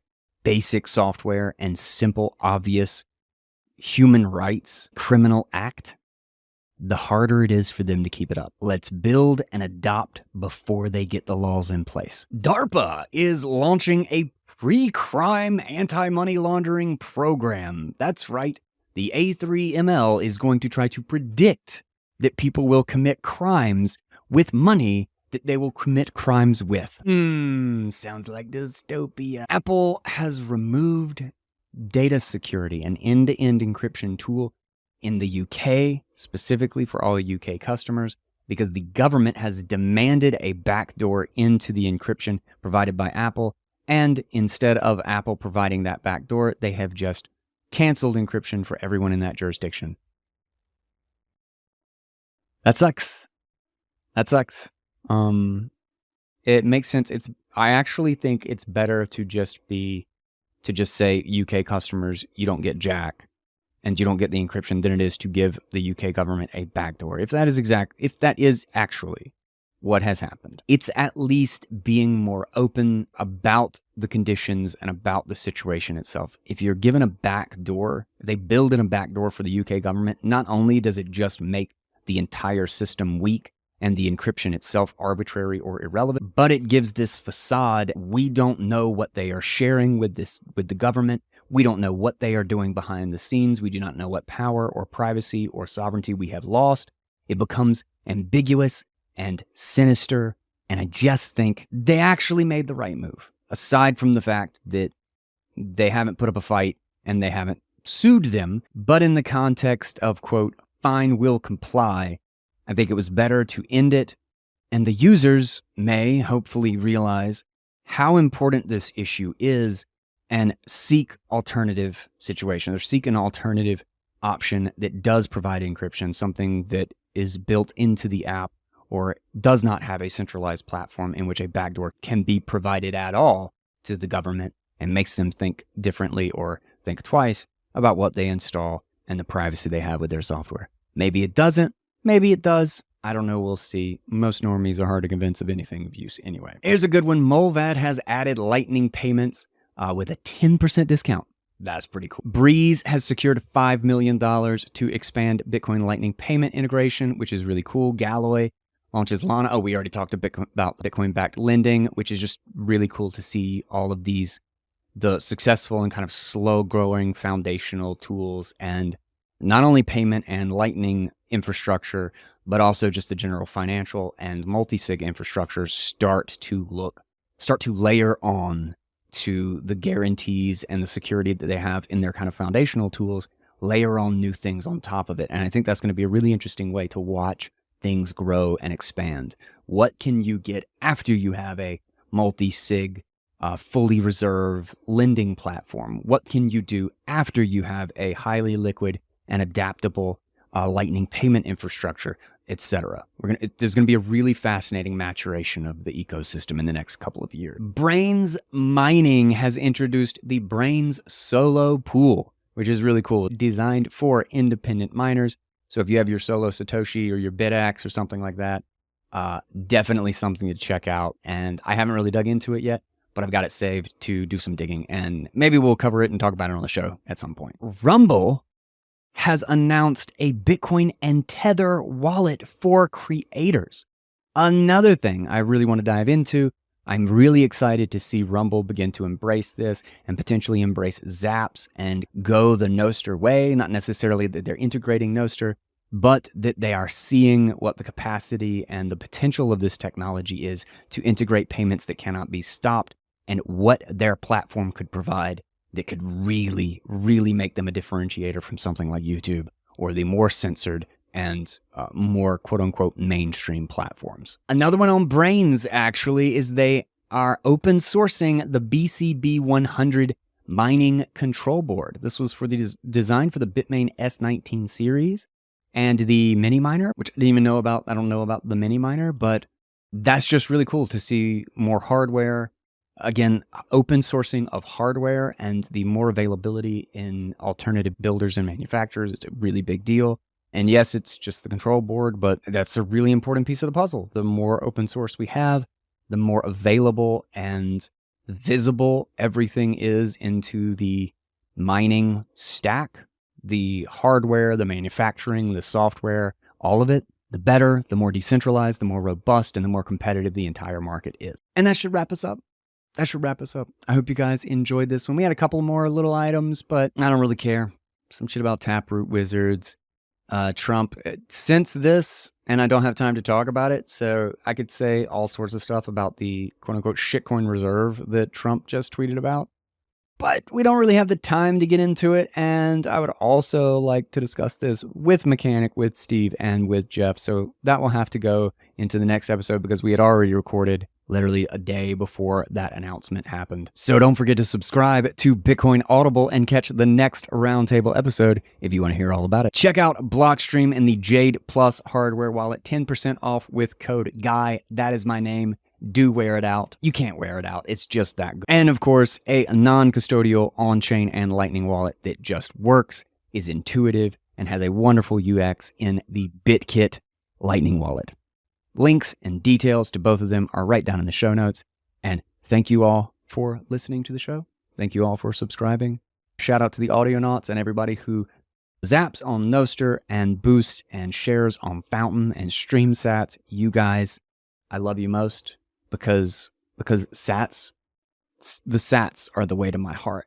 Very special to me. And I will catch you on the next episode of Bitcoin Audible. Share it out with everybody you know, because everybody wants to learn about Bitcoin, and this is the place to do it. I am the guy to teach it. And I will catch you on the next episode of Bitcoin Audible. Until then, guys, take it easy.